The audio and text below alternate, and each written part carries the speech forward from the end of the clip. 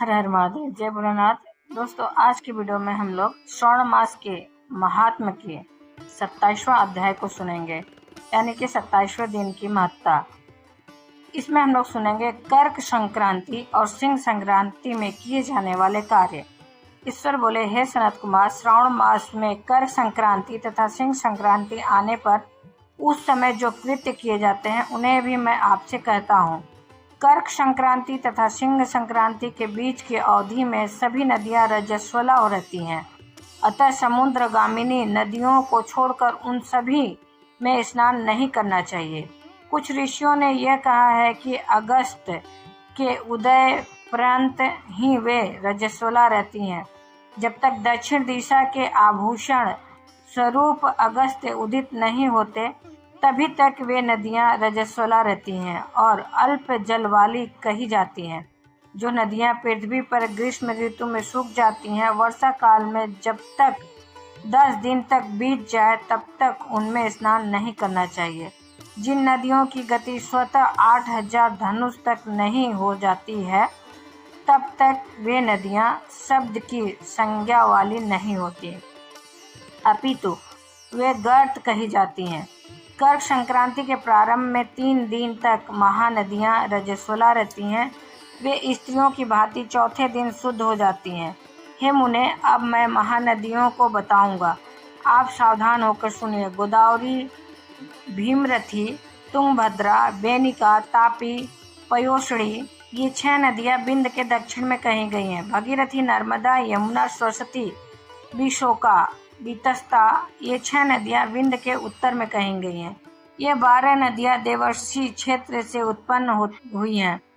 हे मुने, देविका, कावेरी, बंजरा, कृष्णा, ये महानदियां कर्क संक्रमण के प्रारंभ में 1 दिन तक रजस्वला रहती हैं। गोमती नामक नदी कर्क संक्रमण होने पर 3 दिनों तक रजस्वला रहती है। चंद्रभागा, सती, सिंधु, सरयू, नर्मदा, गंगा, यमुना, जाला, सरस्वती, ये जो नाद संज्ञा वाली नदियां हैं वे रजोदोष से युक्त नहीं होती। सोण, सिंधु, हिरण्य, कोकिल, आहित, घरघर और शतद्रु, ये 7 नाम की पवित्र नदियां कही गई हैं। धर्म द्रव्यमयी गंगा, पवित्र यमुना तथा सरस्वती, ये नदियां गुप्त रजोदोष वाली होती हैं, अतः ये सभी अवस्थाओं में निर्मल रहती हैं। जल का यह रजोदोष नदी तट पर रहने वालों को नहीं होता है। रजोधर्म से दूषित जल भी गंगा जल में पवित्र हो जाता है। प्रसवा अवस्था वाली बकरियां, गायें, भैंसें व स्त्रियां और भूमि पर वृष्टि के प्रारंभ का जल, ये 10 रात व्यतीत होने पर शुद्ध हो जाती है।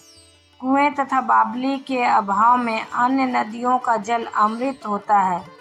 रजोधर्म से दूषित काल में भी ग्राम भोग नदी दोषमय नहीं होती है। दूसरे के द्वारा भरवाए गए जल में रजोदोष नहीं होता है। उपाकर्म में, उत्सर्ग कृत्य में, प्रातः काल के स्नान में, विपत्तियों में, सूर्य ग्रहण काल में तथा चंद्र ग्रहण काल में रजोदोष नहीं होता है। हे सनत कुमार, अब मैं सिंह संक्रांति में गोप्रसव के विषय में कहूँगा। सिंह राशि में सूर्य के संक्रमण होने पर यदि गोप्रसव होता है तब जिसकी गाय प्रसव करती है उसकी मृत्यु 6 महीनों में हो जाती है। मैं इसकी शांति भी बताऊंगा जिससे सुख प्राप्त होता है। प्रसव करने वाली उस गाय को उसी क्षण ब्राह्मण को दे देना चाहिए। उसके बाद घृत मिश्रित, काली मिश्रित सरसों से होम करवाना चाहिए। इसके बाद व्याहृतियों से घृत में सिक्त तिलों की 1008 आहुतियां डालनी चाहिए। उपवास रहकर विप्र को प्रयत्न पूर्वक दक्षिणा देनी चाहिए।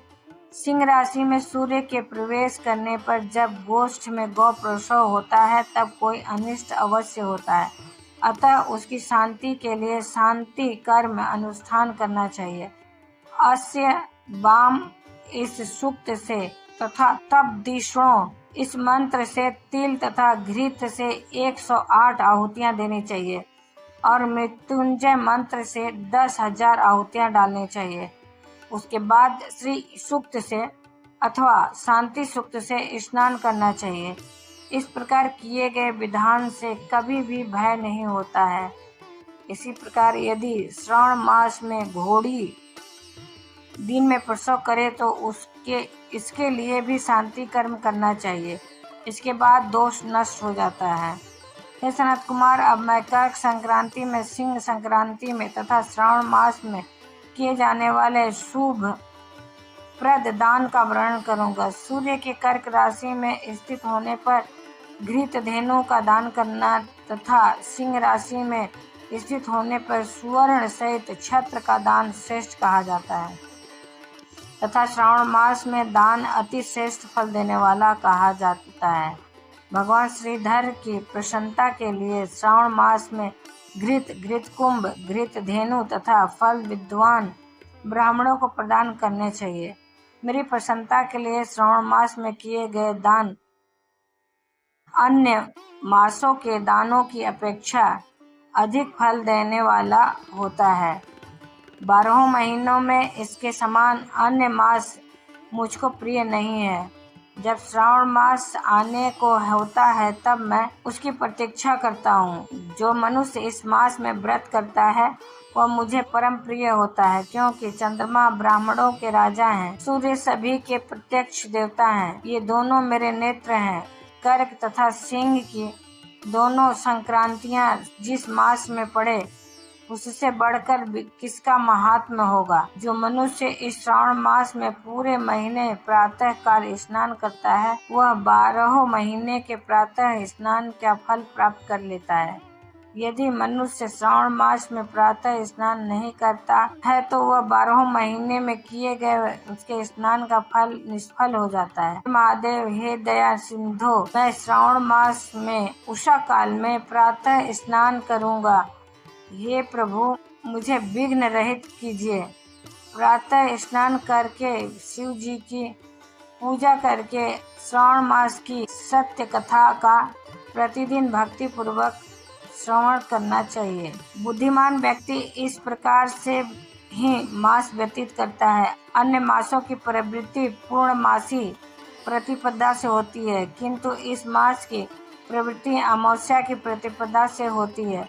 श्रावण मास की कथा के महात्म का वर्णन भला कौन कर सकता है। इस मास में व्रत, स्नान, कथा श्रवण आदि से जो 7 प्रकार की बंध्या स्त्री होती है वह भी सुंदर पुत्र प्राप्त करती है तथा विद्या चाहने वाला विद्या प्राप्त करता है। बल की कामना करने वाला को बल मिल जाता है।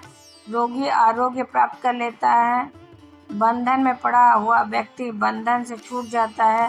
धन का अभिलाषी धन को पा लेता है। धर्म के प्रति मनुष्य का अनुराग हो जाता है तथा पत्नी की कामना करने वाला उत्तम पत्नी प्राप्त करता है। हे मानव, अधिक कहने से क्या प्रयोजन। मनुष्य जो जो चाहता है उसको पा लेता है और मृत्यु के बाद मेरे लोक को प्राप्त कर मेरे सानिध्य में आनंद प्राप्त करता है। कथा सुनाने के बाद वस्त्र, आभूषण आदि से कथावाचक की विधिवत पूजा करनी चाहिए। जिसने वाचक को संतुष्ट कर दिया उसने मानो मुझ शिव को प्रसन्न कर लिया। श्रावण मास की महात्म्य सुनकर जो वाचक की पूजा नहीं करता, यमराज उसके कानों को छेदते हैं और वह दूसरे जन्म में बहरा होता है। अतः सामर्थ्य अनुसार वाचक की पूजा करनी चाहिए।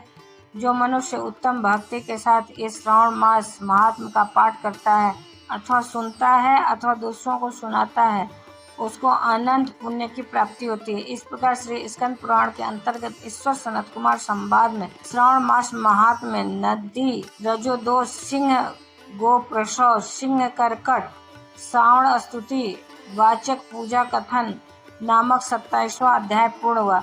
दोस्तों, उम्मीद करते हैं आप प्रतिदिन की कथा को सुनकर पुण्य के भागीदार हो रहे होंगे और इस वीडियो में कुछ भी आपको तनिक भी अच्छा लगा हो तो एक बार छोटा सा लाइक अवश्य करिए। वही बताता है कि आपको वीडियो उपयोगी लगा।